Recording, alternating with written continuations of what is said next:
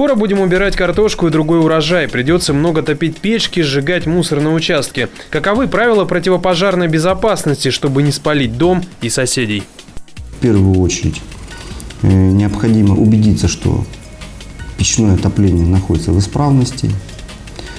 Существует ряд мер пожарной безопасности при использовании печного отопления. Это необходим железный лист перед печкой, на который могут размеры его где-то 50 на 70 сантиметров.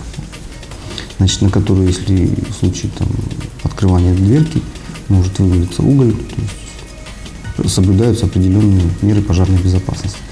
Необходимо проверить трубы, по которым идет воздух горячий. Также обращаю внимание о необходимости наличия на дачах, это в том числе и огнетушителей. При застройке новых участков необходимо соблюдать определенные меры пожарной безопасности. Это строения не должны находиться ближе 10 метров друг от друга, деревянные. То есть необходимо следить за тем, чтобы на участке отсутствовали мусор горючий.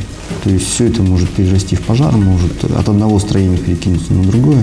Необходимо следить за тем, чтобы пожарная машина могла подъехать к вашему дачному участку и осуществить тушение пожара.